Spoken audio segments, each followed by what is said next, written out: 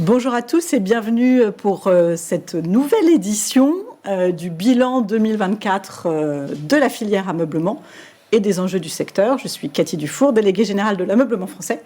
Et autour de moi, j'ai le plaisir d'avoir avec moi les équipes de la Confédération nationale de l'équipement du foyer et de l'IPEA, l'Institut d'études du secteur.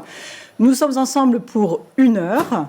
Nous allons vous présenter les résultats et nos perspectives pour 2025. Tout au long de cette présentation, vous allez pouvoir poser vos questions dans le chat en bas de l'écran. Et puis, on les prendra à la fin pour y répondre en fonction des questions que vous nous aurez posées.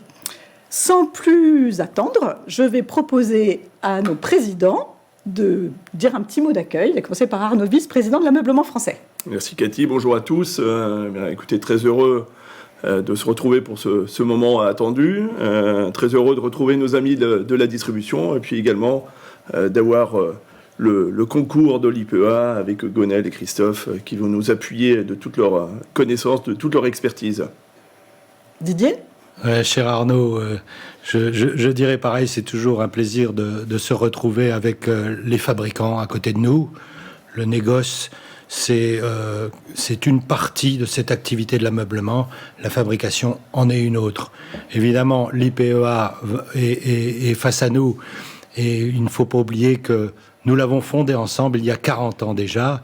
Et cet institut qui permet de mesurer notre profession nous est très précieux. Merci Didier. Donc, excellente transition pour pouvoir donner la parole à Gaël Sévenot, le président de l'IPEA, et Christophe Gazel, son directeur général, pour nous présenter les résultats du marché de l'ameublement en 2024. Bonjour à tous. 2024, on peut parler d'un marché qui est resté difficile, mais résistant. En 2024, le marché du meuble baisse de 5,1% en valeur, après une année 2023 en légère régression de 2%. C'est-à-dire que face à un environnement économique et géopolitique incertain, le consommateur navigue aujourd'hui à travers des transformations majeures, tout en gérant le quotidien. Pouvoir d'achat, arbitrage budgétaire, attentisme, les Français reportent leurs achats de meubles en attendant bien entendu des jours meilleurs. Bien que l'inflation soit revenue à des normes plutôt actuelles, et avec un pouvoir d'achat qui a progressé également de 1,6% pour le consommateur là, en 2024. Mais on a une hausse de prix des dernières années qui reste toujours dans l'esprit du consommateur, qui affecte son comportement sur ses priorités budgétaires. Alors, dans ce contexte, effectivement, le recul des ventes de mobilier d'un peu plus de 700 millions fait repasser le marché sous la barre des 14 milliards. Les fortes chutes de l'immobilier neuf et ancien auraient certes pu impacter encore plus le marché lorsqu'on observe qu'un tiers des achats de meubles est lié au déménagement. Ceci démontre que dans une période post-Covid, le bien-être chez soi est devenu un argument marketing fort. Et dans ce contexte, la résistance organisée que la baisse d'activité aurait été plus importante, mais reste limitée. Alors, plusieurs constats. Toutes les familles de produits ne se comportent pas de la même manière.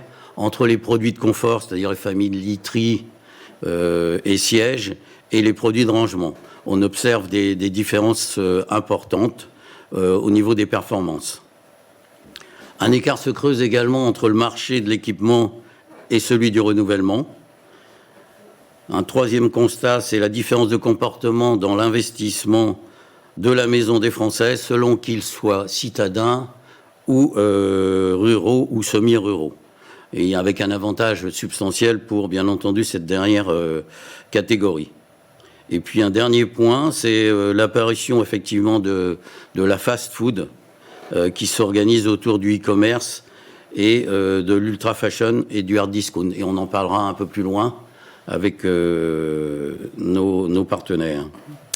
Nous verrons en aval comment 2025 peut devenir un moment d'opportunité, et ceci avec la distribution et la fabrication.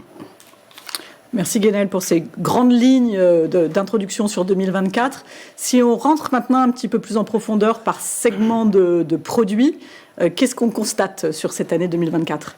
Alors on constate que la literie, avec un léger recul, performe avec une baisse d'activité plus de 2 fois inférieure à celle du marché, moins 2,1%. Le marché est certes animé par des grands coups de promotion des acteurs de la grande distribution, mais aussi des spécialistes. Par ailleurs, le renforcement et le maillage des spécialistes sur le territoire a permis de soutenir un rythme du marché assez élevé. Le panier se maintient grâce à l'attrait pour les grandes dimensions, 160 voire 180 aujourd'hui, mais également avec une logique d'appartement cocon et l'accès de la génération Z à la consommation. Sans oublier, bien entendu, la positive attitude des marques, qui reste un des éléments importants dans le développement de la literie. Alors, les literies, ça représente 2,2 milliards, et 14,8% de part de marché du meuble. Ensuite, le deuxième segment à résister, ce sont les sièges rembourrés, puisqu'on a une chute de 4%. Canapés et fauteuils font à la fois mieux que la banquette, et de plus en plus, parce que la banquette supporte les difficultés des pure players. Le canapé convertible séduit de plus en plus le consommateur, mais également les canapés à fonction relaxation et avec du rangement, bizarrement. Canapé, fauteuil, banquette, c'est 2,5 milliards de chiffre d'affaires et 17,9% du marché. Christophe, tu peux nous parler du meublant ? Oui, alors tu parlais justement literie et rembourré. Eh bien, dans le meuble meublant, on a une baisse d'activité qui est un peu plus forte que celle du marché. Ce qui a surtout, et on l'a déjà vu l'an dernier à la conférence de presse, c'est que le meublant est en voie totale de recomposition, puisque les Français ne pensent plus mètres carrés de surface de logement, mais mètres cubes, rangés. Le Covid a explosé un besoin de rangement. Et du coup, le meublant, dans le salon, il est concurrencé aussi par ces fameux canapés qui ont une fonction de coffre. Et puis dans la chambre, il est concurrencé par les lits qui sont de plus en plus coffres. Donc les consommateurs français veulent ranger plein de choses chez eux. Donc le meublant, il est sur une dynamique totalement liée aussi au déménagement. Donc comme l'immobilier est en berne, il y a moins besoin d'équipement. Et il est en train de se diriger vers... et 2024 a montré qu'on commence à avoir des signaux faibles d'un meublant qui est de plus en plus sur l'agencement de la maison, qui s'accélère, avec donc plus de création de valeur, mais par contre une baisse de volume qui est plus que importante. Donc ça demande une réorganisation à la fois des équipes de vente et de l'autre côté des équipes industrielles pour faire évoluer les produits en fonction d'un consommateur qui veut un peu moins meubler et un peu plus agencé. Donc on est à la croisée des chemins sur cette famille qui est la famille historique du meuble. Donc c'est extrêmement important. Ensuite, quand on regarde nos familles de produits, eh bien, une famille qui caracole en tête depuis des années, c'est la cuisine intégrée, puisqu'elle correspond à nos modes d'habiter. Il y a eu le boom post-Covid. On n'est pas sur l'arrêt d'une activité après un consommateur qui aurait surconsommé. C'est simplement le fait que, rappelons que l'an dernier, à cette même date, on avait indiqué que 22% des achats de cuisine post-Covid étaient des achats d'anticipation de 23, 24, 25. Et du coup, là, on est face à des consommateurs qui, pour une part, avaient anticipé juste après le Covid leurs achats. Et donc, même si on leur propose une cuisine à un prix canon, avec une tendance canon, ils ont acheté. La cuisine, ils la gardent en moyenne 19 ans. Donc, il faudra un petit peu patienter. Et donc, ce retrait de la cuisine d'un peu plus de 6 points est extrêmement faible par rapport à la chute de l'immobilier, quand on pense que 47% des cuisines achetées sont liées à un déménagement. Ça veut dire qu'on a une phase de renouvellement dans la cuisine.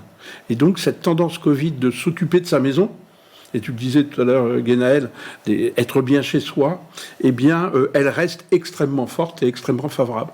Par contre, quand l'immobilier freine autant, eh bien, on a quand même plus de mal à faire avancer la filière, parce que le frein est quand même fortement serré. Quand on fait un point sur un produit comme la salle de bain, eh bien là on est sur un retrait qui est d'un peu plus de 7%, parce que la salle de bain est vraiment là, coincée par ce frein de l'immobilier. Ce qui est intéressant dans la salle de bain, c'est que le fait qu'on ait un frein dans l'immobilier, ça amène pour la salle de bain le développement d'une création de valeur, puisque les personnes qui achètent de la salle de bain en ce moment sont des personnes qui restent chez elles, et donc on n'est plus sur un marché de renouvellement. Donc on a une amélioration de panier moyen pour beaucoup de circuits de distribution, négoces, GSP+, et puis même certains sites internet. Et puis enfin, quand on regarde le mobilier de jardin, eh bien le mobilier de jardin, des efforts énormes de la part à la fois des fournisseurs, à la fois des distributeurs, encore plus de surfaces d'exposition, de plus en plus de communication, mais que quand le temps est pourri, hein, donc on ne peut rien y faire. Et là, on cherche tous le soleil depuis des mois. L'été est arrivé très tard en 2024, donc le jardin, il est coincé. Donc tous les acteurs dynamiques travaillent sur du indoor-outdoor pour essayer de réguler un petit peu cet effet saisonnier. Et puis, on a vu, là, dès cette semaine, même la semaine dernière, des acteurs déjà communiqués sur les opérations jardin, parce que les dépôts, ils sont pleins. Donc, il va falloir essayer de vider ça. Bon, les temps, en ce moment, le ciel est encore gris, hein, donc espérons que le soleil arrive pour aider nos amis du mobilier de jardin. Merci pour cette vision par segment de produits. Et maintenant, si on regarde par circuit de distribution, qu'est-ce qui ressort ? Alors, je pense que le manque de fréquentation et la difficulté à transformer les ventes ont pesé sur les performances des acteurs, à l'exception, bien entendu, de quelques spécialistes. À noter que la fréquentation des sites Internet et des sites de décoration ou de relooking reste forte, ce qui est un signe, effectivement, de l'engouement des Français pour la maison, bien entendu. Mais tout ceci est contrarié par des phénomènes et un climat anxiogène. Chez les spécialistes, on observe, les spécialistes bien entendu ameublement, on observe une baisse, mais très légère, de 4%, et qui voient leurs résultats reculer, mais dans les mêmes proportions que la grande distribution. Plusieurs cas de figure, bien entendu. Les spécialistes literie, comme on l'a dit, progressent. Ouverture de nouveaux points de vente, opérations promotionnelles soutenues, influence des marques. Les spécialistes salons se placent légèrement en dessous de la ligne de flottaison, avec des actions de communication et de promotion également soutenues en permanence, tout en maintenant une image, bien entendu, de spécialistes, malgré l'aspect, effectivement, promotionnel très fort. Les spécialistes cuisine, comme vient de le dire Christophe, sont plutôt à la peine. Le recul est proche de celui du marché de la cuisine. Les consommateurs prennent le temps à se décider et reportent le projet, bien entendu. Forte baisse chez les spécialistes de la salle de bain et du jardin, comme signalé précédemment. Sur la grande distribution. Alors, sur la grande distribution, eh bien là, on a vraiment l'impact de cette baisse de l'immobilier, puisque la grande distribution a une grosse partie de son activité qui est liée à l'équipement des ménages qui déménagent. Et en fin de compte, là, on a vraiment un frein assez net côté grande distribution, avec une redistribution des cartes entre acteurs. Ce qu'il faut noter sur la grande distribution ameublement, c'est l'effort depuis le Covid extrêmement important de mettre à disposition l'offre auprès du consommateur sans que le consommateur ait à bouger de chez lui, c'est-à-dire booster les ventes en ligne. Et on a bien vu les scores de vente en ligne de certains qui ont été annoncés ces derniers mois qui sont extrêmement importants. Donc quand la grande distribution se met à vendre en ligne et que le consommateur peut commander à partir de son smartphone depuis son canapé, eh bien ça prend la place d'un paquet de pure players, puisque c'est des gens qui ont des moyens colossaux. Donc là, on a vraiment une grande redistribution des cartes. Et puis à noter aussi sur la grande distribution ameublement, c'est l'effet des marketplaces, puisqu'on a le développement de marketplaces qui vont combiner grande distribution ameublement et par moment grande surface de bricolage. Donc il y a un mélange des genres sur, quand j'achète en ligne, je peux tomber sur une marketplace qui va avoir des ventes d'acteurs de la grande distribution ameublement, mais aussi des ventes d'acteurs du bricolage. Donc le consommateur a vraiment tout sur son smartphone. Donc ça vient un peu bousculer l'organisation du marché. D'accord.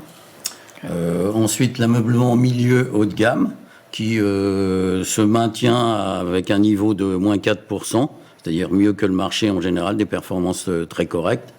Ces circuits ont des résultats très encourageants, souvent par un ancrage local très fort. Comme on l'a dit précédemment, le secteur rural, semi-rural progresse plutôt, et que le secteur citadin chez le consommateur. Il est plus performant sur le siège rembourré que sur le meublant, mais avec toutefois une meilleure tenue que la grande distribution sur le meublant, comme tu viens de le préciser. En ce qui concerne le canapé, il parvient à séduire un consommateur plus âgé également, à la recherche de confort, de plus de qualité, de plus de technicité, effectivement, et une approche, effectivement, au niveau des matériaux également différente. Il devrait en plus profiter, dans les années à venir, du vieillissement de la population également. Voilà pour ce qu'on peut dire pour l'ameublement milieu haut de gamme. Donc pour les grandes surfaces de bricolage, toujours la même chose. Le choc de l'immobilier est encore plus violent que pour tout le monde. La fréquentation a extrêmement baissé. Et face à des grandes surfaces de bricolage qui avaient misé beaucoup sur le mode projet et donc une mise en scène très forte des produits, eh bien la réaction des grandes surfaces de bricolage il y a 2 ans a été quand même d'essayer d'attaquer le marché en proposant des produits à des prix plus simples, plus basiques et de revenir plus aux produits qu'aux projets. Et du coup, leur valeur sur le marché est en train de baisser très fortement, puisqu'on a réduit aussi énormément la masse salariale et donc la capacité d'avoir des conseillers vraiment spécialistes. Et puis, sur les acteurs pure player e-commerce, la ligne que vous avez là, c'est uniquement les pure players, puisque les ventes en ligne de la grande distribution sont mises dans la grande distribution.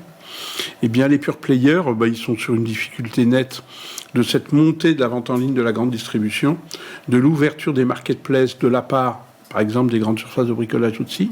On a un acteur qui, d'un seul coup, en 2024, a ouvert une marketplace en mettant 30 produits meubles. Donc ça prend de la place sur le marché. Le consommateur est exposé. Tout à l'heure, Guénaël, tu parlais d'une bonne tenue de la fréquentation des sites et de l'intérêt sur le web pour le consommateur. Mais il y a quelque chose qui est assez paradoxal, c'est-à-dire que nous, on voit que le consommateur continue à aller sur les différents sites et va de plus en plus sur les noms des sites et fait de moins en moins de recherches par mots-clés. Donc il est habitué à aller voir des sites parce qu'il reporte son achat. Donc il va voir s'il n'y a pas une promo qui traîne, quelque chose. Et de l'autre côté, dans le baromètre digital de l'ameublement, on voit que les connexions sur des recherches ameublement et mode ameublement, c'est en chute très forte de près de 20%. Donc on voit bien que quand je cherche comme ça à tâtons, il y a moins de demandes. Quand je connais un peu mon enseigne et que je vais voir ce qui s'y passe, je maintiens le trafic. Alors que dans les magasins, la chute de trafic est quand même beaucoup plus importante. Et puis, dernier circuit, c'est notre pêle-mêle, autre circuit. Eh bien, dans ce circuit, il y a des acteurs majeurs qui sont ce qu'on appelle les discounters de la maison, que d'autres appellent le bazar, le retour du bazar.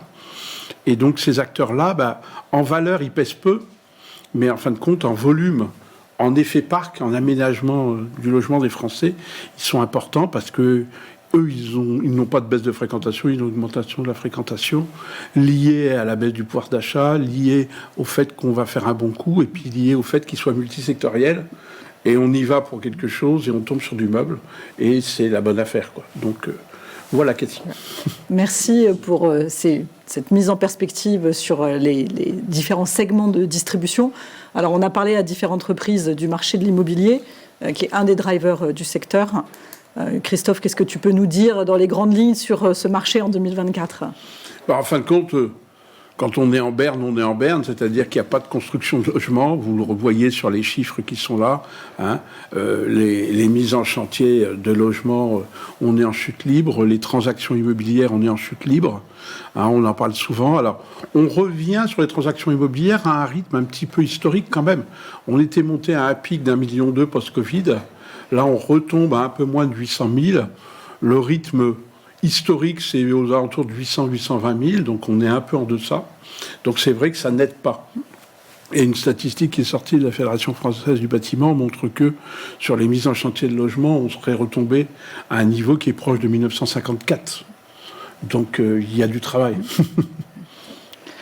Merci pour ces résultats 2024. Donc on a vu un marché en effet qui peine, mais qui s'en sort pas si mal que ça au regard de l'immobilier. Cela dit, on va maintenant se pencher sur les perspectives de 2025, sous une reprise qu'on espère et qu'on attend, mais sous condition. Didier, si on regarde ce marché un peu sur le long terme, qu'est-ce qu'on peut espérer pour 2025 ? Je pense qu'il faut toujours garder l'espoir, hein.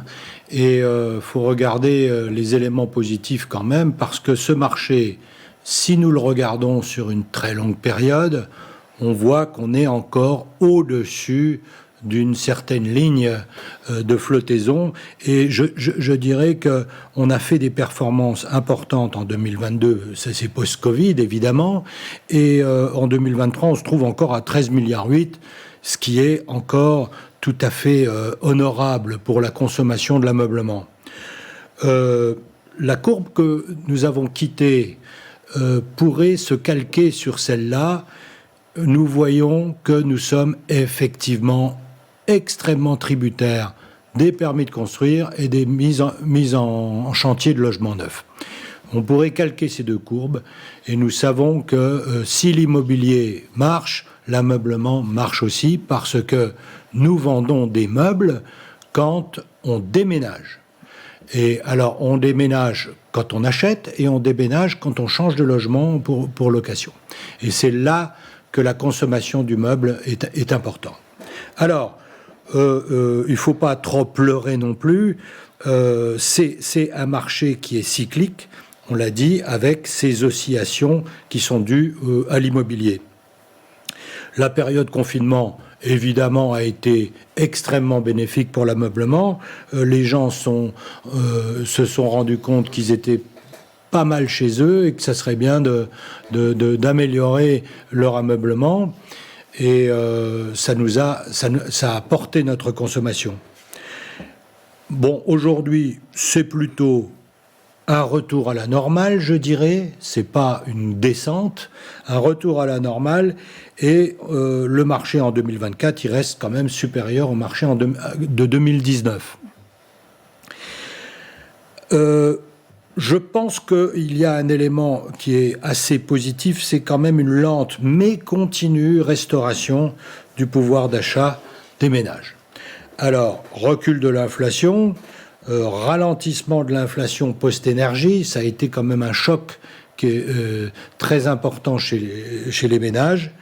Aujourd'hui, on constate quand même encore une diminution des taux pour les emprunts immobiliers, qui étaient montés à des taux un petit peu rédhibitoires pour certains ménages. Et tout ça nous donne quand même des éléments d'espoir. Nous avons aussi constaté que les ménages ont priorisé en 2024 la reconstitution de leur épargne. Évidemment, période d'incertitude, on épargne.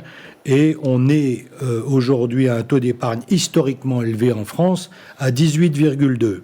Alors, nous avons un projet, j'en parlerai peut-être tout à l'heure, sur la possibilité de débloquer le plan d'épargne logement pour acheter des meubles. Vous comprenez qu'avec une telle épargne, on pourrait espérer augmenter un petit peu la consommation de l'ameublement.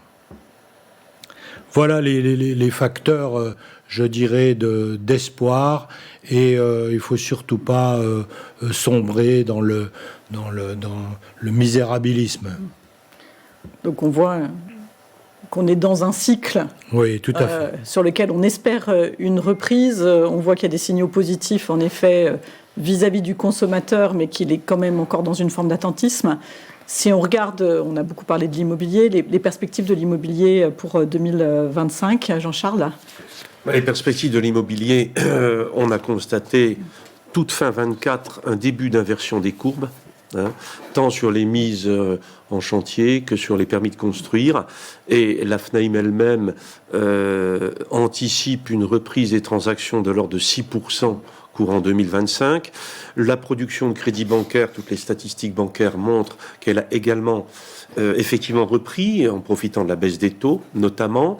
Et quand on regarde, qu'on échange en ce moment dans les magasins avec les clients, en discutant avec eux, on s'aperçoit que l'envie d'utilisation d'une partie de l'épargne ou du pouvoir d'achat partiellement restauré elle est là. Elle est là. L'immobilier le confirme. Tout laisse penser que, en tout cas c'est ce que nous espérons tous, qu'à partir de mi-2025, il pourrait y avoir une catalysation de l'ensemble de ces facteurs au profit d'une reprise plus franche. Tout ça reste évidemment conditionné à un paramètre qu'on ne met jamais dans une équation de nature strictement économique, le moral des ménages, qui lui dépend de facteurs exogènes, le contexte international, la stabilité politique interne et d'autres paramètres de ce genre. Donc on a vu le contexte dans lequel on va évoluer en 2025. Pour autant que ce soit les fabricants comme les distributeurs ne restent pas dans une forme d'attentisme et se prennent des initiatives pour redonner de l'attractivité à l'offre produit. Sur la partie innovation, Arnaud, quelques mots ?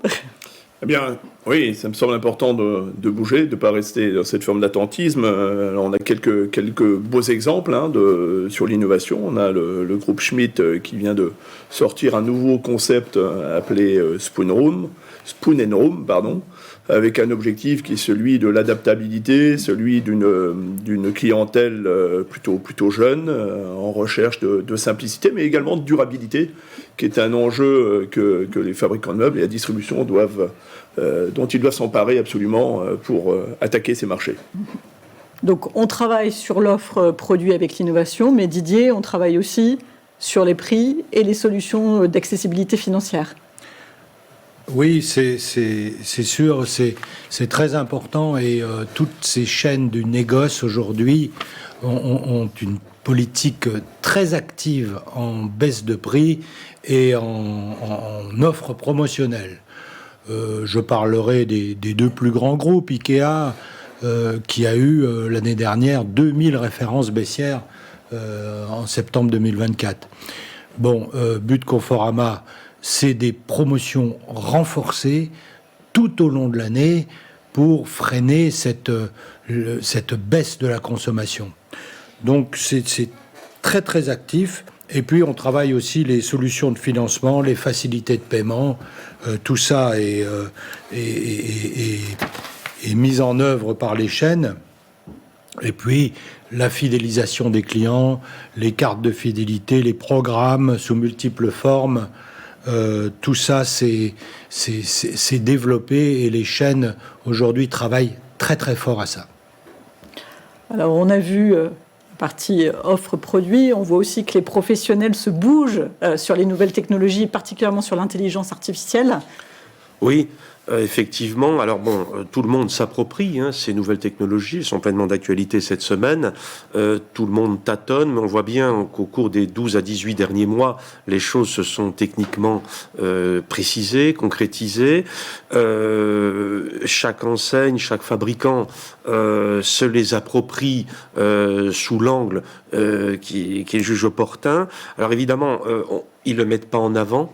Il y a des secrets de fabrique, il y a des tests aussi, mais on peut dire qu'on voit aujourd'hui quand même dans quelle grande direction l'IA sera et commence d'être utilisée par les professionnels. C'est vrai pour une aide à la conception des produits, fabrication. C'est vrai aussi en termes de grands bonds en avant en matière de prévision des ventes et de tous les flux logistiques qui vont derrière, parce que plus on prévoit précisément et on calende, plus c'est organisable derrière.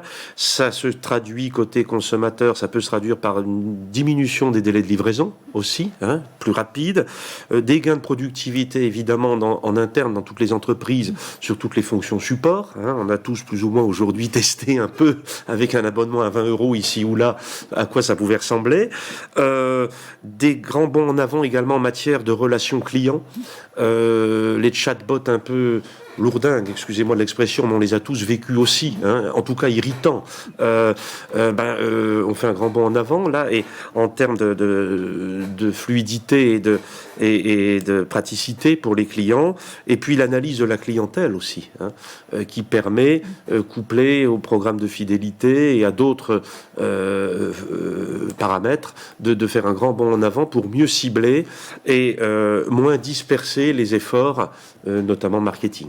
Donc tout ça, c'est en cours. Grande discrétion évidemment de chacun. On a comme quelques exemples concrets. Par exemple, côté fabrication, Rosé se sert de l'IA pour lutter contre les contrefaçons qui, chez lui, chez Roche-Beaubois, etc., chez tous les gens qui font des modèles typiques, sont un véritable fléau, avec une puce qui trace une blockchain, quelque part. Cuisinella vient de mettre en place un configurateur dopé à l'IA, sur son site. On voit bien que là, on n'en est qu'au début, mais il y a des gains de productivité qui sont aussi une source d'espoir pour les professionnels. Certes, ce sont des investissements colossaux, mais avec des gains de productivité derrière. Beaucoup d'expérimentations en cours et on va voir ce sujet continuer à grandir dans les années à venir. Alors donc, on voit que dans ce contexte de marché qui a besoin d'être redynamisé, les professionnels font leur part du travail, mais ont aussi des demandes très clairement pour aider justement à cette reprise de dynamique du marché. Alors, ensemble, on porte 5 mesures de soutien qui sont relativement simples et, comme on est responsable, qui n'ont pas d'impact sur les finances publiques, si ce n'est peut-être avec une reprise du marché de pouvoir générer plus de TVA et donc d'impôts sur les sociétés, ce qui est toujours bon pour l'État. Première mesure, Didier, qui nous tient à cœur, notamment, et qui est spécifique à notre filière. Bien, c'est une mesure, une idée que nous portons depuis longtemps. Nous aimerions pouvoir donner la possibilité aux consommateurs de débloquer, aux ménages français, de débloquer 10 000 € sur leur pelle pendant 2 ans pour l'achat de meubles neufs. Pensons que l'épargne atteint des sommets très importants. Il serait bien qu'une partie de cette épargne rejoigne la consommation, vous l'avez dit Cathy, générant premièrement de la TVA et deuxièmement de l'impôt sur les sociétés pour les sociétés qui engrangeront des profits avec ces ventes. Nous pensons que c'est une mesure qui est tout à fait neutre sur les finances publiques et qui serait très importante dans le cadre d'une crise de consommation comme nous la subissons aujourd'hui.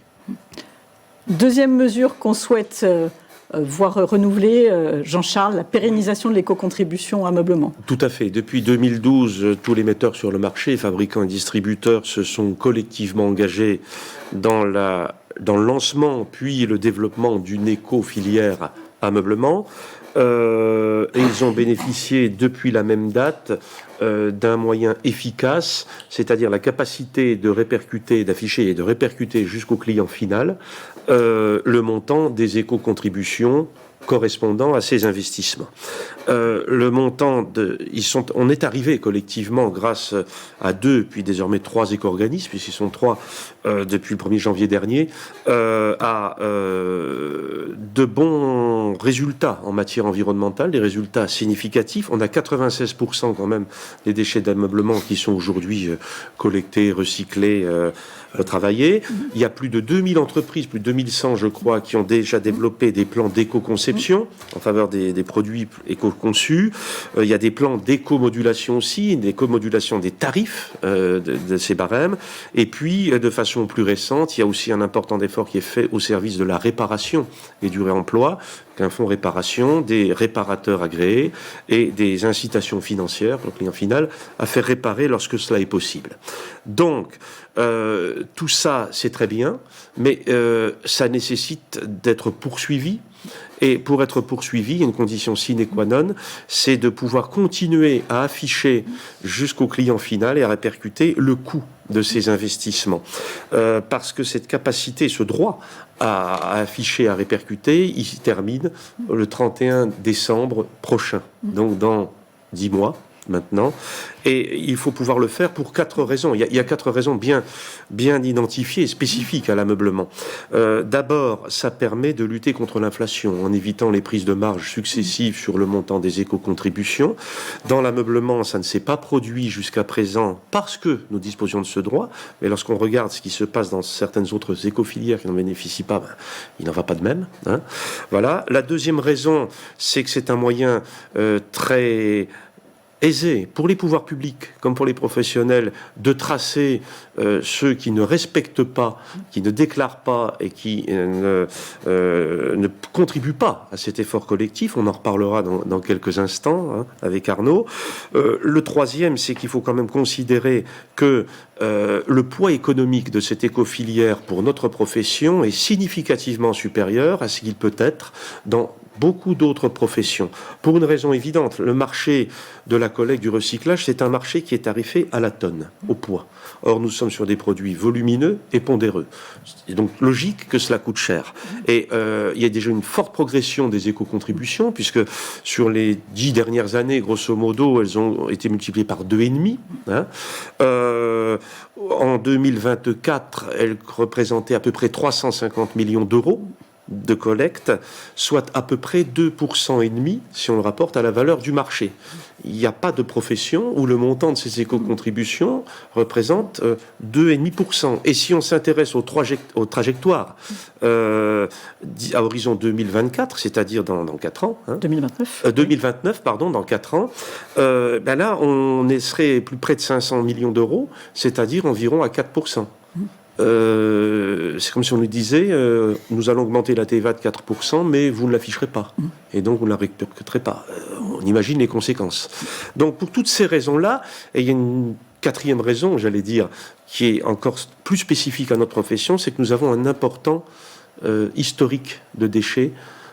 Christophe soulignait tout à l'heure les cuisines 19 ans, mais on a publié des statistiques récemment qui montrent que la durée de vie moyenne, la literie, on est sur 12 ans environ, et c'est le produit le plus... Voilà.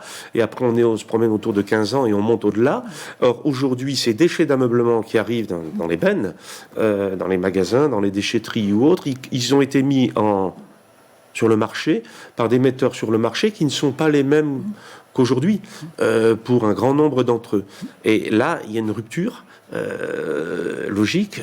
C'est aux producteurs de financer ce que d'autres ont mis sur le marché auparavant. Donc, il est logique que le poids en soit reporté jusqu'au client final. Alors, on va s'y employer, l'ameublement français, la CNEF et quelques autres. Il faut qu'on l'obtienne, sinon c'est remettre en cause directement ces premiers acquis environnementaux que personne ne nous reproche. Donc c'est un point important et on y est en effet très attaché. On a vu avec Didier comment stimuler la demande du côté des particuliers et des ménages. Si maintenant on réfléchit à la façon de stimuler la demande du côté des professionnels... Il y a un rôle important de la législation pour favoriser, mettre en place des critères de préférence nationale dans les appels d'offres, qu'ils soient publics ou privés. Nos petits voisins, notamment allemands, italiens, ne se privent pas de faire de la sorte. Alors bien sûr, on est dans un contexte qui est un contexte de l'Union européenne où on ne fait pas n'importe quoi. Donc il s'agit simplement de mettre en place des critères qui favorisent l'éco-conception, on en a parlé, qui favorisent la durabilité des produits, mais également qui favorisent le maintien de l'emploi en France et notamment dans les territoires. Voilà, c'est un sujet sur lequel on attend de la part de l'État qu'il œuvre pour favoriser les produits français dans ces appels d'offres.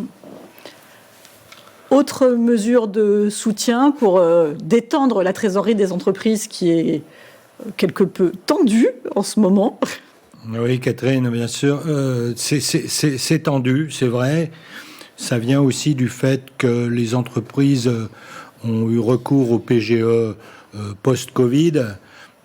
Heureusement, parce que certaines auraient disparu. Mais aujourd'hui, certaines entreprises ont encore un peu de mal à le rembourser.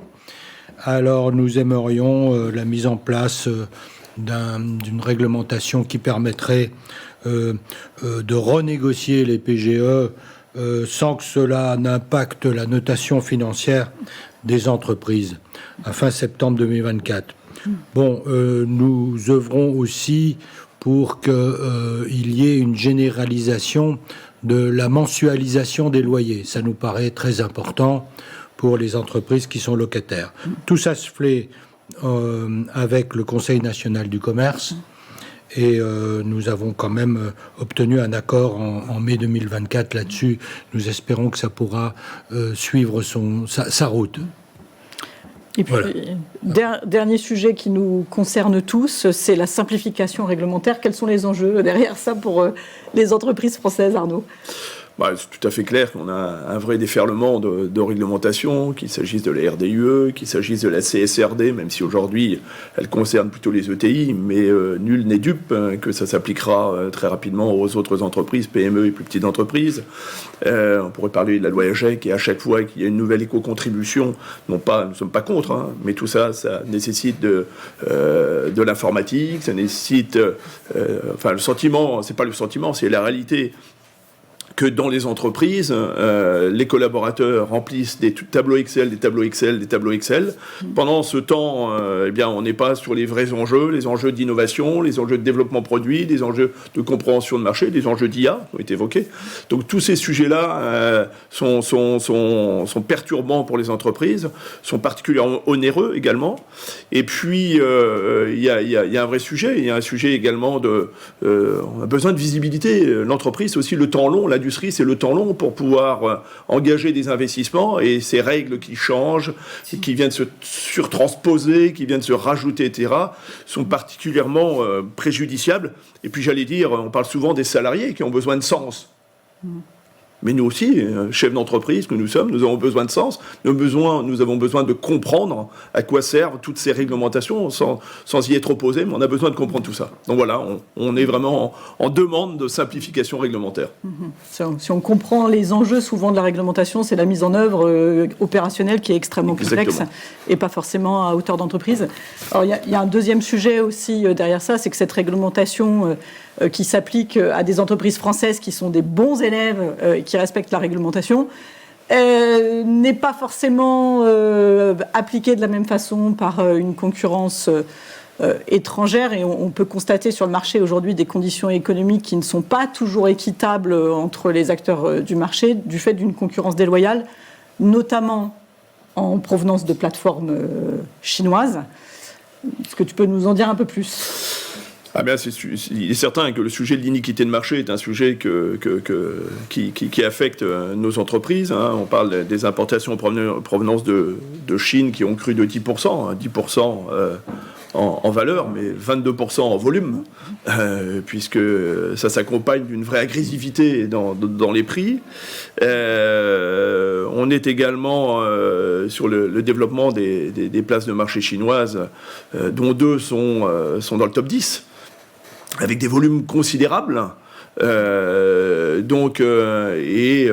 niveau de l'ameublement, on a commencé à travailler sur des analyses produits, comme d'autres fédérations, puisque l'ameublement, dans son ensemble, n'est pas seul victime de cette déferlante là aussi, puisque la mode, puisque le jouet, puisque donc la beauté sont également concernés par ces sujets.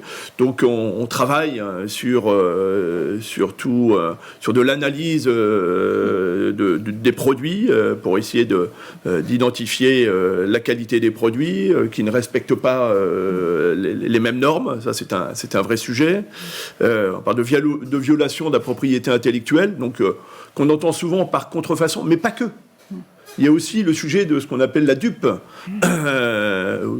duplicate, c'est-à-dire on voit de plus en plus des marques, on n'est pas sur une contrefaçon au strict sens du terme, donc on passe sous les radars. C'est une influenceuse qui va dire que le parfum, celui-ci, il sent aussi bon que Chanel numéro 5. C'est pas de la contrefaçon dans le flacon, c'est pas de la contrefaçon dans la marque, mais on contourne totalement ces règles de contrefaçon, mais on porte atteinte réellement à des marques. Donc c'est ce qu'on appelle la dupe. Le sujet des non-réglementations des produits environnementaux, qui sont constatés justement dans les démarches que nous menons avec notre centre technique, le FCBA.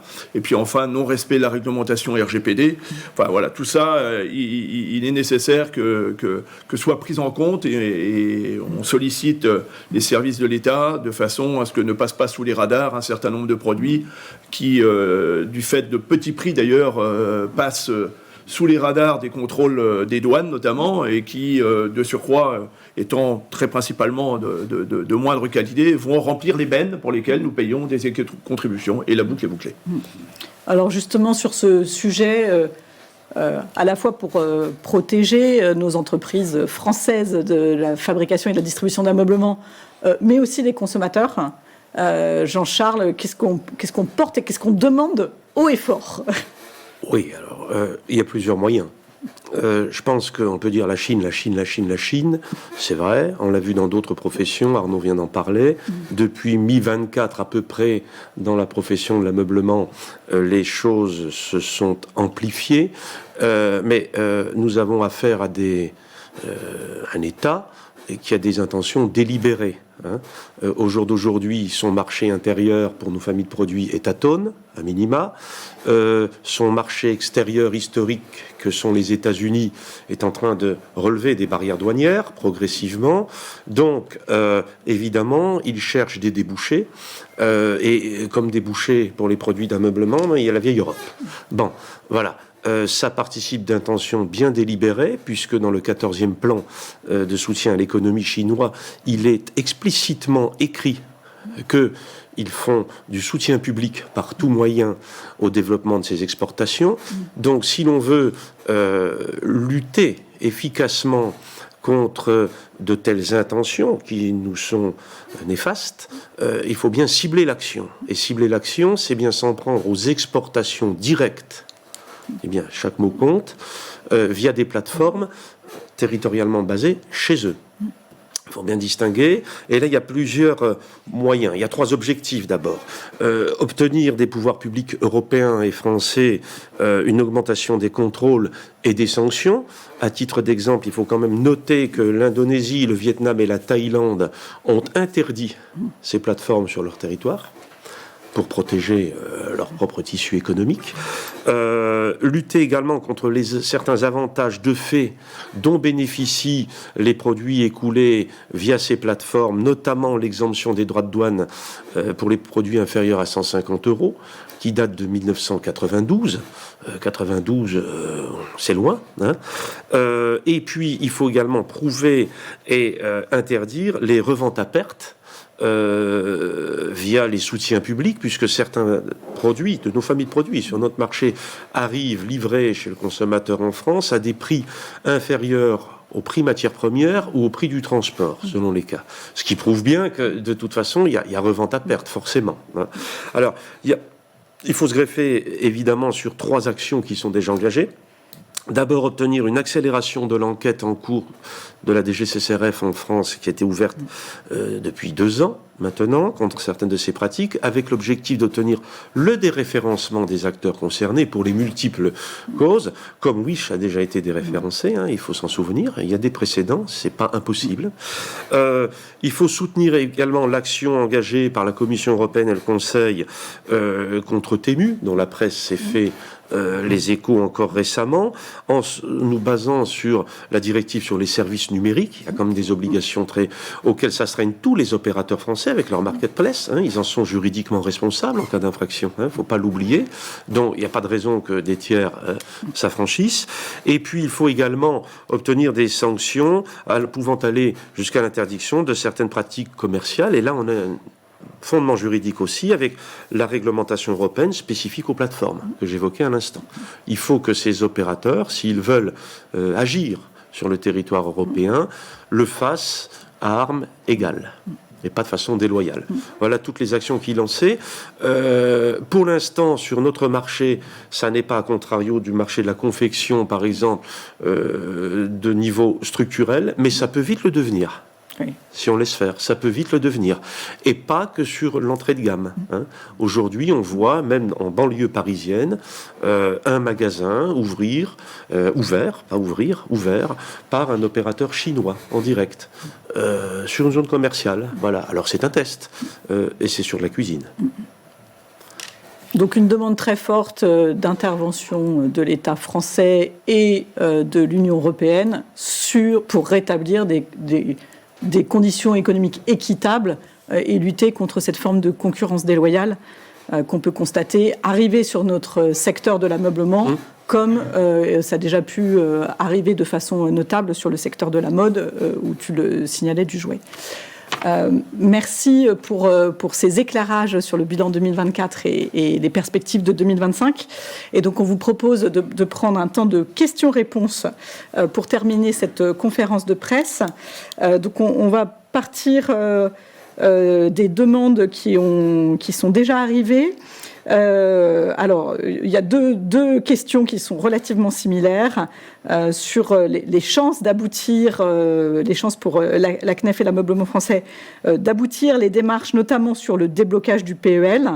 Est-ce qu'il y a déjà des initiatives qui ont été menées et est-ce que ça semble jouable au vu du contexte politique du moment? C'est un long chemin et on m'a interdit de prononcer le mot lobbying. On m'a dit qu'il fallait dire prends ton bâton de pèlerin. Donc j'ai pris mon bâton de pèlerin et nous essayons de porter la bonne parole auprès de politiques qui sont influents sur une éventuelle décision de déblocage du PEL. J'ai de l'espoir. Il faut être là au bon moment, il faut être là, il faut être présent, et ce n'est qu'en enfonçant le clou de cette volonté que nous y arriverons. C'est une mesure neutre, je l'ai dit, c'est une mesure facile à mettre en œuvre. L'État ne mettra pas un centime dans cette année, mais nous avons quand même contre nous les banques qui souhaitent garder l'argent dans leur coffre, dans leur caisse et le faire travailler plutôt que de le voir partir dans notre secteur. Donc il faut quand même combattre et essayer d'y arriver. Mais l'espoir demeure. Merci Didier. Alors, on vous propose de continuer à poser vos questions dans le chat. Question additionnelle. Le marché en valeur reste supérieur. Voilà, la question a disparu. Voilà, non, pardon, elle est ici. Le marché en valeur reste supérieur à 2019. Qu'en est-il en matière de volume ? Christophe ? En fin de compte, oui. Il est clair qu'on est supérieur en valeur, mais comme on a eu de l'inflation qui est passée par là, on peut estimer qu'on est sur un moins 20% de volume minimum, lié à un besoin d'équipement inférieur. Donc après, on a des distinctions en typologie de famille de produits, mais il est clair que le choc est sur les volumes, pour les acteurs surtout, volume côté distribution. Et je pense que là, on a un enjeu énorme de la filière entre l'équilibre entre la distribution et la fabrication, parce que un industriel qui a des baisses de volume aussi importantes se retrouve dans une situation extrêmement tendue, pas pareil qu'un distributeur, et du coup il est temps qu'on réussisse à récupérer un peu de volume pour recharger un peu les usines françaises et européennes qui ont besoin de ces volumes, parce que là elles sont au taquet au niveau de la rentabilité de la trésorerie. Question sur les grands du secteur, Ikea et Maisons du Monde notamment, se portent-ils le mieux que le marché ? Alors, je veux bien répondre à cette question. Quand on regarde les chiffres que nous a commenté Christophe, on voit que la baisse, elle est un peu partout pareille. C'est très bizarre. Le haut de gamme, le moyenne gamme et le début de gamme souffrent à peu près de la même façon. Que ce soit chez Roche-Beaubois, que ce soit chez Maisons du Monde, qui en est à son 3e exercice de chute de chiffre d'affaires et qui a pris des mesures énergiques pour redresser la barre, puisqu'il va fermer quand même 50 magasins, ou que ce soit chez But et Conforama, on est autour de moins 5%. On se balade 7, 5, 4, 3. Et c'est assez bizarre que pour la première fois, tous les créneaux du secteur sont touchés à peu près de la même baisse. Alors on a vu que la literie s'en sortait un peu mieux, mais il faut quand même savoir que la literie et les meubles rembourrés, le salon, sont des produits qui se renouvellent beaucoup plus souvent qu'un meuble meublant, une salle à manger, etc. Voilà. Tu veux compléter, Christophe? Oui, je veux juste compléter, c'est sur le fait que cette baisse de volume dont on vient de parler et ce choc du Covid avec surconsommation, et maintenant on rentre sur un trend qui est plus naturel, ça amène une réorganisation de la distribution. Tout comme l'industrie se réorganise avec ses baisses de volume, de l'autre côté, côté distribution, il y a une grande réorganisation. Et la plus grosse réorganisation qui nous paraît, entre guillemets, évidente, mais qui pour un distributeur est quand même complexe, c'est le fait qu'on est tous avec notre smartphone dans les mains et que 80%, 85% du parcours d'achat, il démarre sur un smartphone. Et qu'avant, on attendait que les gens viennent en magasin pour leur vendre nos meubles. Ce qui fait que toute la distribution se réorganise. Quand Maison du Monde annonce la fermeture de 50 magasins, c'est parce qu'il va en rouvrir d'autres sur de nouveaux formats. Il est en train de réorganiser son offre. Et donc, tout le monde travaille sur le multiformat de magasins. Et du coup, cette distribution, elle se met en mode agile entre la vente à distance, entre la vente en magasin, la vente en visioconférence, parce que ça existe et ça marche, la vente à domicile à la méthode Tupperware. Donc, on fait feu de tout bois. Et c'est vrai que le consommateur ou les observateurs peuvent être perturbés par moments parce que ils voient des très grands magasins qui vont être coupés en 2, en 3, ou qui se réduisent en surface et ils se disent ça va mal, etc. Mais il est clair que le coût d'exploitation des magasins, et vous le savez mieux que moi à la CNEF, est de plus en plus important. Et du coup, toute la distribution va continuer à mailler le territoire pour se rapprocher du consommateur, soit se rapprocher du consommateur via le smartphone, soit se rapprocher du consommateur via des formats qui sont plus adaptés. Donc, il y a une recomposition extrêmement forte de la distribution. On va avoir un mélange de maillage, et ce que disait tout à l'heure Guénel, c'est vraiment quelque chose qu'on n'a jamais vu sur le marché du meuble. C'est le fait qu'en 2024, le monde rural a beaucoup mieux vécu la situation anxiogène de la société que le monde urbain. Et du coup, la conjoncture du monde rural a été nettement meilleure que la conjoncture du monde urbain. Le JT de 20 heures bloque une partie des consommateurs du monde urbain, alors qu'un consommateur dans le monde rural qui a décidé de changer sa cuisine, eh bien, il va entendre encore une annonce d'un truc qui se passe aux États-Unis, il va quand même changer sa cuisine. Donc, on est vraiment dans une voie de recomposition entre le magasin, le e-commerce, les influenceurs qui commencent à arriver dans notre métier, et là, il faudra vérifier ce qu'ils racontent. C'est pas facile, mais il faut quand même vérifier un peu, parce qu'il y a des allégations quand même un peu trompeuses par moment, et puis qui est influenceur et comment ça marche, on ne sait pas bien toujours. Et donc, voilà, donc, en fin de compte, c'est quand même la vie des entreprises, de se réorganiser et de s'adapter à un monde qui change. Alors peut-être pour apporter deux précisions, une question sur le moins 20% en volume. On nous demande si c'est 2024 versus 2023. Donc là, on peut répondre. C'est-à-dire qu'il n'y a plus d'inflation prix sur le meuble. Donc c'est vraiment 2024 versus 2019. Oui. Il faut regarder ça en perspective versus 2019. Une question additionnelle qui est posée, mais je pense, Christophe, que tu y as répondu en grande partie. Est-ce que d'autres acteurs du secteur sont menacés par des plans de licenciement comme Maison du Monde ou Vert-Baudet? Tu as parlé de restructuration pour se reconfigurer au marché. En fin de compte, il y a vraiment une réorganisation. C'est-à-dire que Jean-Charles parlait de l'intelligence artificielle. Il est clair que l'intelligence artificielle est en train de redistribuer les cartes de l'affectation des ressources par rapport à un service rendu au consommateur. L'IA rappelons-nous quand même que sur le secteur du meuble, quand le consommateur a peur de se tromper, il se désimplique budgétairement et donc ça fait baisser les prix. L'IA est un outil extraordinaire pour rassurer le consommateur dans son projet.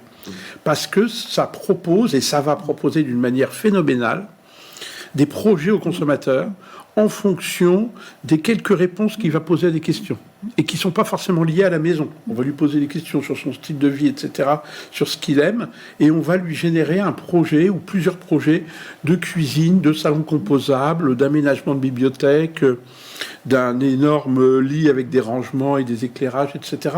Donc, bien entendu, ça va bousculer l'affectation des ressources en fonction des investissements de l'entreprise.